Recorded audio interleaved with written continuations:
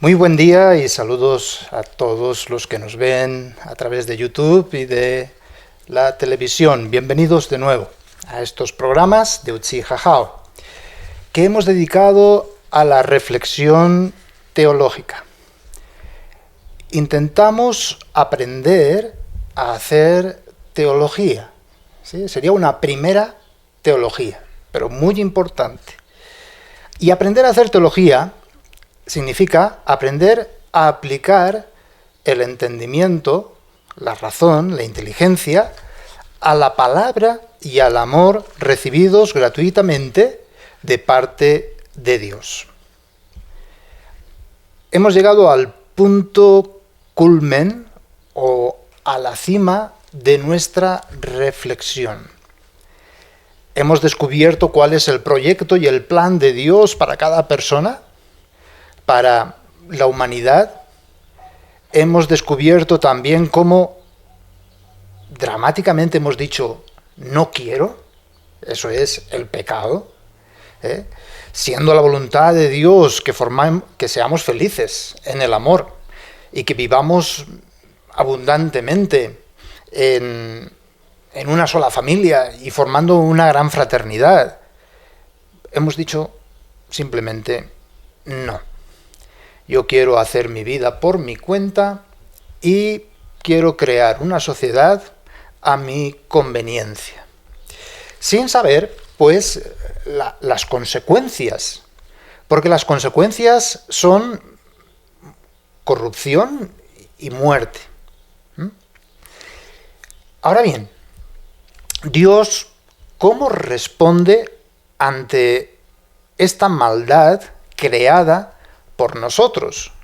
Porque ya hemos visto que el mal y el pecado no son creados por Dios, sino que es desde nuestra libre voluntad que hemos optado, en lugar de ser felices, pues ser unos desgraciados, ser infelices.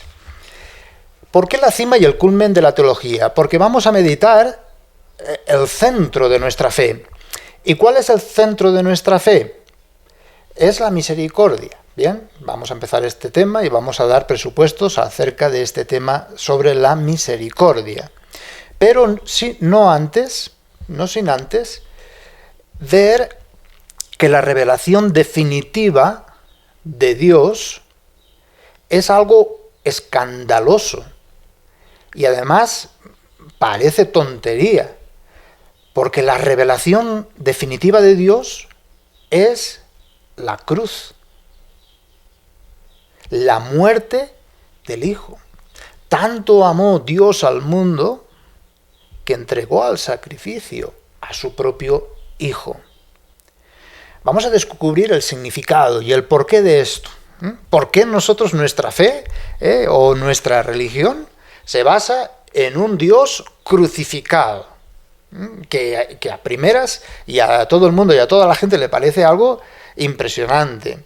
Me acuerdo que un compañero que hace tiempo estuvo en Japón, pues llevaba un crucifijo, llevaba un Cristo crucificado, ¿verdad? La cruz y el Cristo, y entonces uno de los japoneses decía, ¿y eso qué es?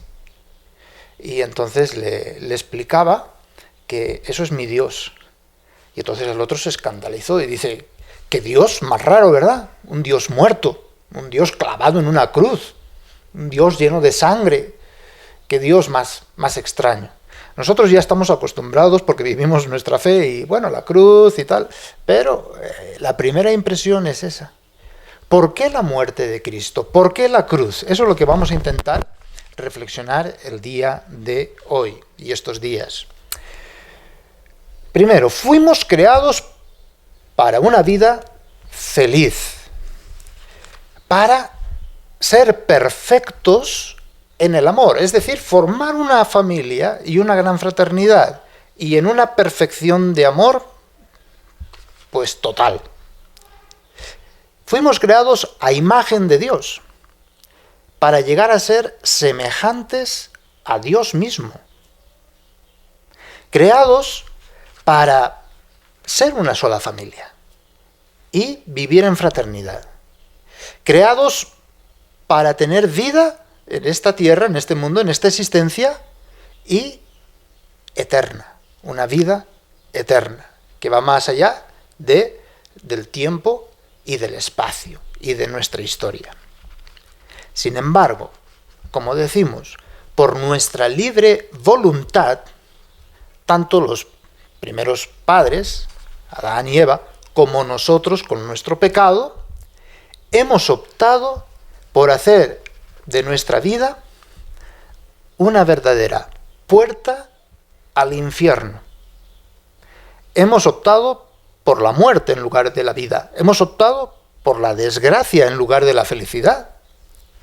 Y pensamos que aparte de la vida y del amor había otra cosa. No, la muerte, la corrupción.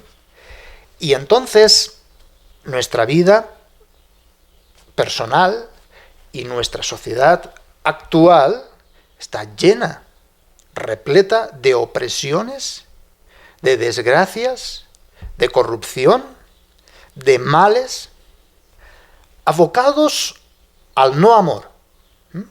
Porque fuera del amor, ¿qué hay? Nada, el no amor. Abocados al pecado y a la muerte. Hemos ido viendo cada uno de los pecados, son pecados que nos llevan a la muerte. Pero hemos decidido que lo que es pecado, hacerlo bueno y bien para nosotros. Y eso nos autodestruye, destruye a los demás, destruye la misma naturaleza. Todo es destruido. Ahora podemos preguntarnos, pero ya hemos dado respuesta. ¿Por qué el mal en este mundo? Es que si existiera Dios no existiría el mal. ¿Verdad que esta pregunta es absurda? Es decir, Dios no ha hecho el mal, lo hemos hecho nosotros. Tenemos la sociedad que nosotros hemos querido. Y además, no, pero esos fueron los anteriores, los antiguos, los antepasados. Sí, pero tú con tu pecado lo ratificas y dices, adelante con esta sociedad corrupta. Y entonces, otra pregunta. ¿Por qué, si Dios existe, permite el mal y el sufrimiento humano? ¿Qué hace Dios ante el mal y el sufrimiento humano? Entonces estamos diciendo que Dios es injusto muchas veces. Los que hemos sido injustos somos nosotros con nuestras decisiones y opciones de vida. Ahora bien, válida la pregunta. ¿Y ahora Dios qué hace con el mal? ¿Nos abandona y nos deja que nos condenemos y nos perdamos? Porque ese es nuestro destino, después de lo que hemos optado desde nuestros antepasados hasta nosotros personalmente. ¿Vamos todos a la condenación? ¿O Dios hace algo? ¿Y qué es lo que hace? ¿Y cómo lo hace? No es Dios quien ha traído el mal a este mundo. Ni el pecado ni la muerte son voluntad de Dios. La voluntad de Dios no es la condenación de nadie. Dios quiere que todos se salven y lleguen al conocimiento de la verdad. Dios no quiere que vivamos en la mentira. Eso no es voluntad de Dios. Los sufrimientos, los males, el pecado, la muerte son decisiones personales de cada uno de nosotros. Opciones fatales y destructivas de nosotros mismos, de los demás, de la misma naturaleza. Habiendo sido creados para el amor, para amar, hemos decidido con nuestro egoísmo y nuestro pecado la muerte. Y esto, precisamente, cualquier decisión personal por el no amor, por no amar, es causa de tristeza personal, de sufrimiento, de dolor y de mal de cada uno. Cada opción que hago por destruir al otro y destruir la naturaleza, eso me va llenando de tristeza, de sufrimiento. Y esos son los males, de hecho.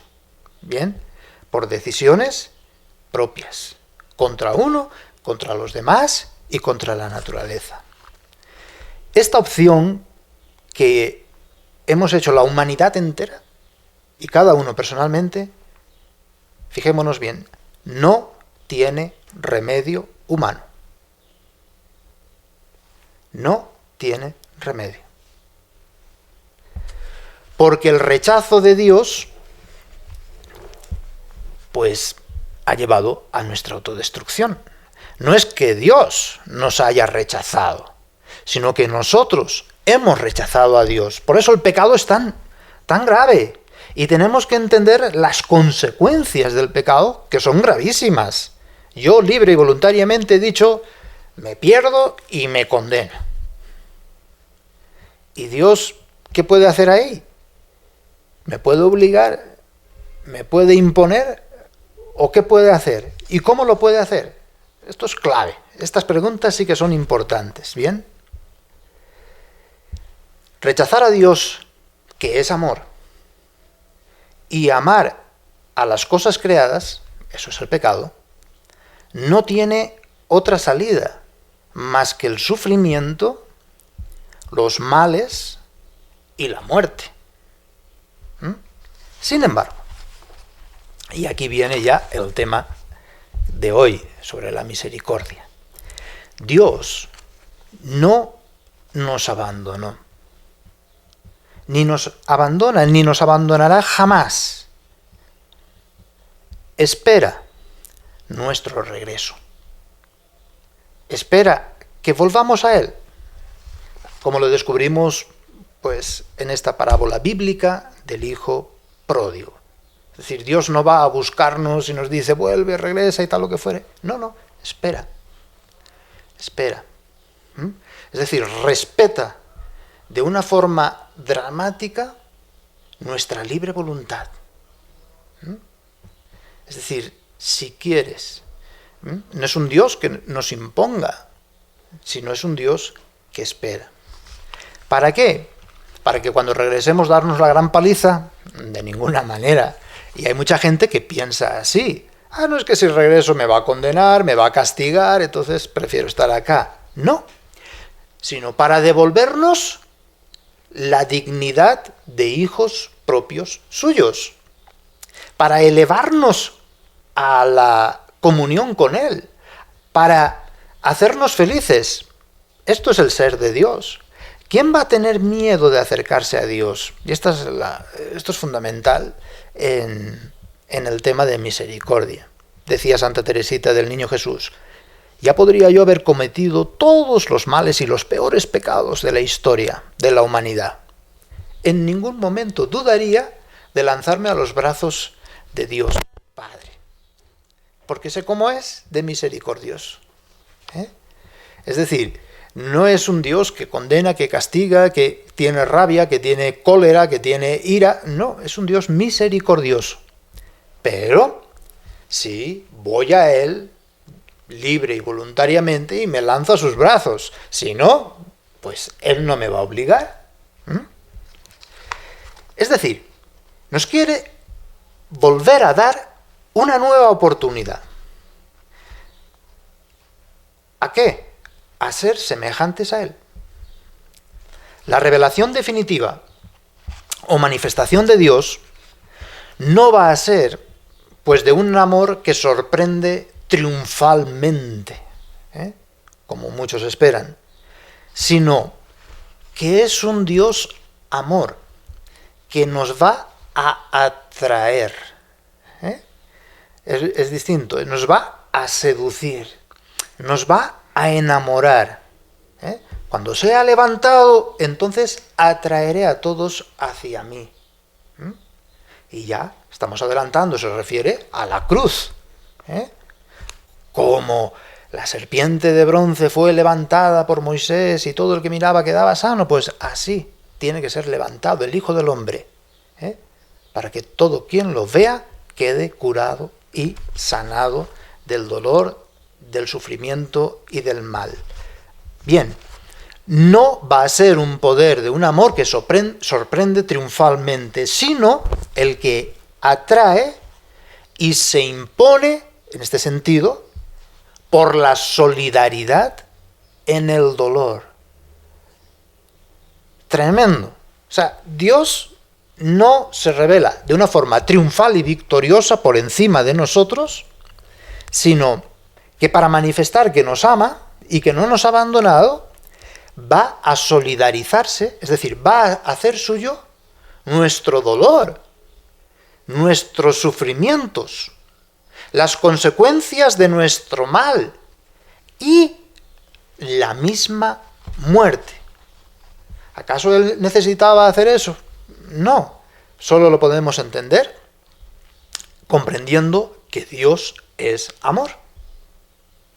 ¿Y por qué es amor? Nos quiere manifestar este amor. Y habiéndonos amado, solidarizándose con el dolor, el sufrimiento, el mal y las consecuencias del mal, cuando Jesús vivió en la existencia terrena, llegó hasta el extremo. Y el extremo de solidarizarse con nuestra muerte.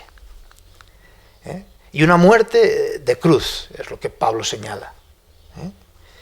Es decir, como decía un filósofo Kierkegaard, Dios se inclina al hombre, pero en forma de esclavo, no desde la superioridad, ¿verdad? No como amo y dueño. Aquí viene el amo y el dueño, ay, ay, ay, ay. No, sino que se hace esclavo. Se pone en el último lugar. Decía también otro filósofo, Marcel, su omnipotencia, que significa el todopoderoso, su omnipotencia se convierte en omnidebilidad. Ya no todopoderoso, sino todo débil.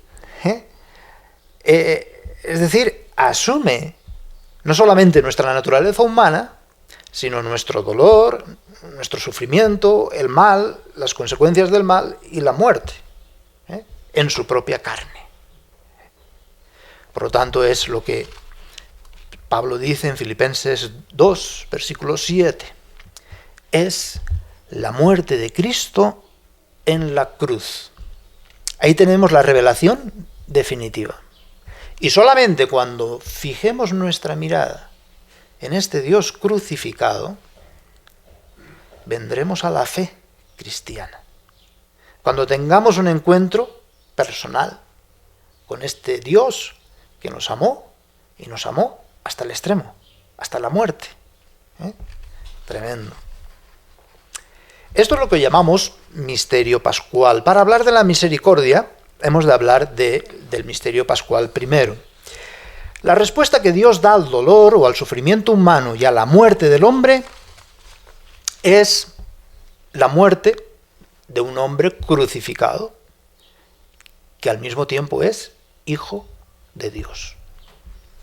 La muerte del Hijo de Dios crucificado es lo que nosotros llamamos acontecimiento de salvación. ¿Dónde ocurre nuestra salvación?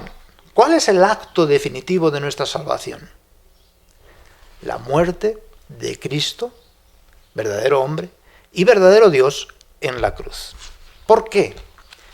Porque tiene estos distintos significados y que los tenemos que comprender en su globalidad. Tiene un significado de sustitución vicaria. Es decir, lo que nosotros merecíamos, la perdición y condenación, este hombre, verdadero Dios, nos sustituye.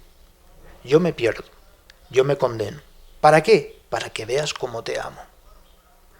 Pero no todo acaba ahí, por eso es misterio pascual, y resucita, para devolvernos la dignidad de hijos de Dios, para devolvernos y ofrecernos una nueva oportunidad para ser felices. Esto es el sentido de sustitución vicaria, reconciliación, para que estuviéramos a buenas con Dios. Puedes, si quieres, depende de tu disposición. Pero ahí está, abiertas las puertas del cielo. Pero tienes que entrar. Es la salvación, estamos hablando, es rescate. Ya éramos de Satanás, de los demonios y del infierno. Pero hemos sido rescatados. Estábamos atados al pecado, al mal, al infierno, a la condenación, y por Jesús pues hemos sido rescatados. Él ha pagado el rescate con su propia sangre, sangre de Hijo de Dios. Es lo que valemos, ¿bien? La muerte de Cristo en la cruz, por lo tanto, es sacrificio por todos los hombres, por nosotros. Por eso la clave de nuestra fe es: me amó y se entregó a sí mismo por mí. Este es el sentido. Bien, el sentido de murió por nosotros. El mismo Señor en la última cena lo dijo muy claramente, ¿verdad? Este es mi cuerpo que se entrega por ustedes. Sangre para el perdón de los pecados de ustedes, ¿verdad? Separa el cuerpo y la sangre y está indicando un sacrificio. El poder del amor, esto es importantísimo entenderlo y razonar sobre ello, se impone por la solidaridad en el sufrimiento y muerte humanas. Ese es el poder del amor de Dios. Pero es que podía haberse manifestado de otra manera. Según los hombres, pues quizás hubiéramos hecho otras cosas, pero según Dios no puede ser de otra manera, porque Dios es amor y lo que sabe es amar. Y el amor de Dios, pues para manifestarse dijo: mira, para que sepan que les amo, voy a cargar con sus dolores, con sus sufrimientos, con sus males, las consecuencias de sus males, hasta el extremo, hasta la muerte. ¿Ves cómo te amo? ¿Ves cómo es mi amor? Y desde la cruz, como vamos a ver después, en el tema de misericordia, dice: ¿tienes misericordia ahora de mí? Que cambia, cambia la estructura. Ahora se trata de tener compasión del Hijo de Dios. Es decir, nos enamora, nos seduce y nos atrae para decir: uy, ya no quiero cometer pecado, cometer mal, porque mira quién lo sufre, quién lo llora, quién lo muere, es Cristo mismo. Ahora quiero, de alguna manera, enmendar. ¿Y cómo?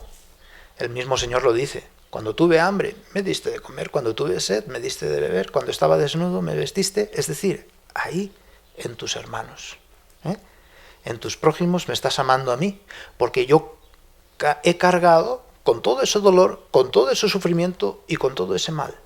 ¿Me amas? Pues intenta, ser gratuito y compasivo con tus hermanos más necesitados. Quien quiera ser el primero, que se ponga en un último lugar y que se haga esclavo y siervo y que se ponga al servicio de todos los demás. Por lo tanto, Dios convierte el sufrimiento y el mal de cada uno y de la humanidad en oportunidad de manifestar gratuidad en el amor, amor compasivo, y Dios convierte la muerte misma en oportunidad de amor sacrificado. Entonces hasta la muerte ya tiene sentido, ¿verdad? ¿Cuál es el sentido del sufrimiento, del dolor, de las enfermedades, de la misma muerte? Pues el sentido es ponerle amor, ponerle gratuidad, poner compasión, poner sacrificio de la propia vida. Es esa la manifestación de Dios, y así como nos ha enseñado. Y así el poder del amor se manifiesta venciendo el pecado con la obediencia de Cristo, que es obediencia al amor. Y vence a la muerte con su resurrección. Dios, por lo tanto, asume el sufrimiento por amor.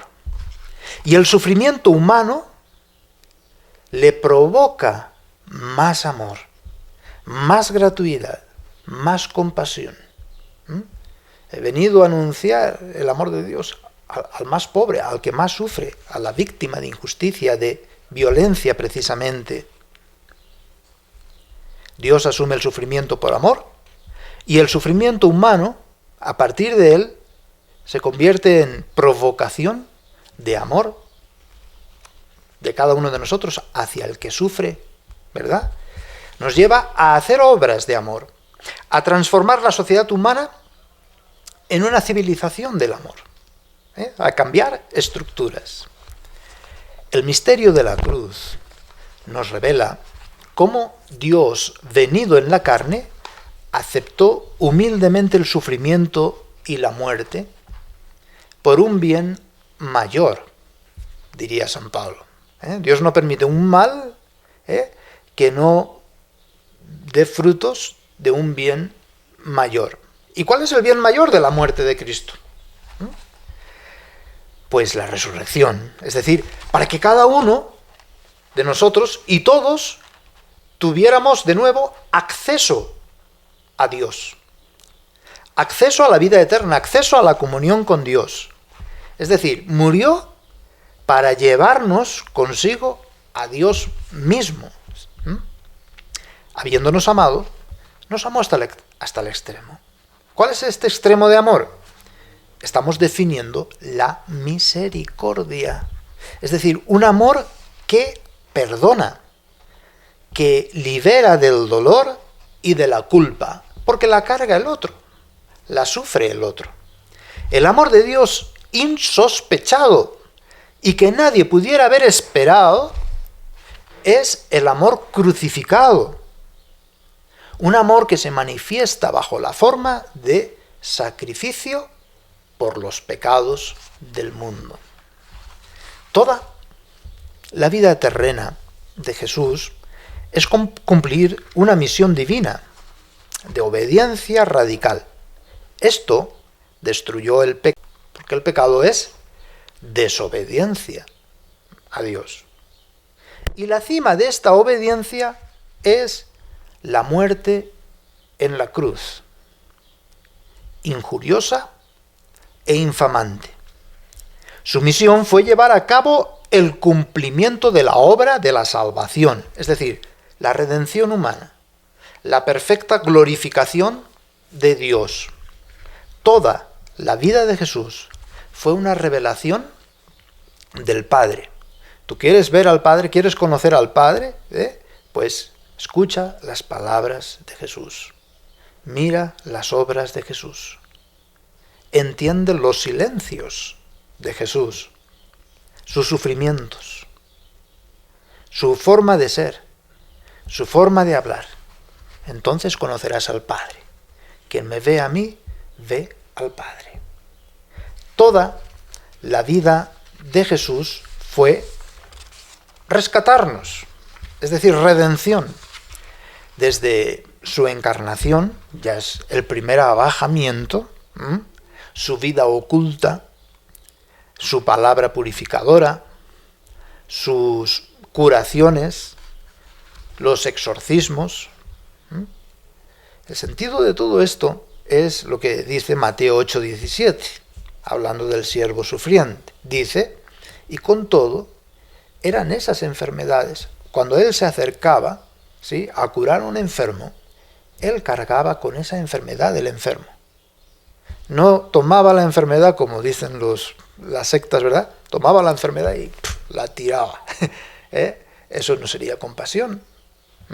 Sino que tomaba la enfermedad del otro, su sufrimiento, su mal, y lo cargaba.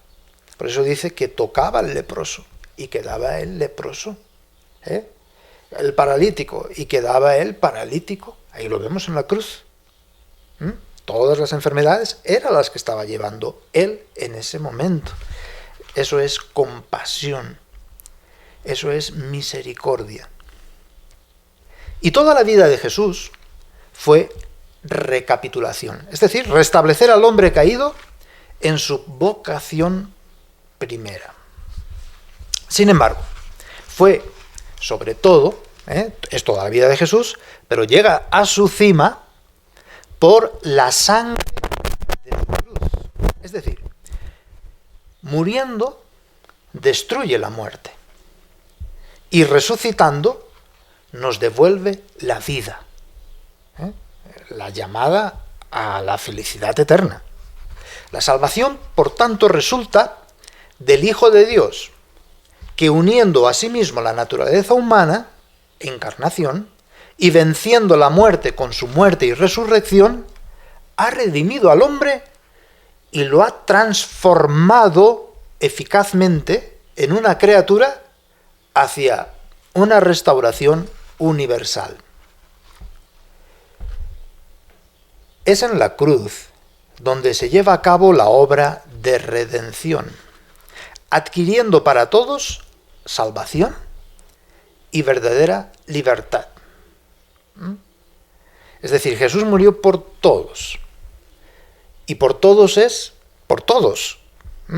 Es decir, que la puerta del cielo está abierta a todos. A todos. Antes estaba cerrada, ahora está abierta. Entonces todo depende de la disposición de cada uno. Que la misericordia de Dios se ofrece, que el amor de Dios se da gratuitamente, no dudamos. Ahora, que uno lo acepte, que uno quiera, a saber, hay dudas. Nadie puede decir, yo ya soy salvo, yo ya creo definitivamente y estoy en la gracia de Dios. No se puede decir. ¿Por qué? Porque uno no se puede fiar de sí mismo. ¿Será o no será? Entregado por nuestros pecados y resucitado para nuestra justificación. Este es el siguiente tema que vamos a dar, ¿verdad? Sobre la justificación. Explicar un poquito qué significa esto de justificación, el significado de la justificación. Bien. Muchísimas gracias entonces por su atención y nos seguimos viendo.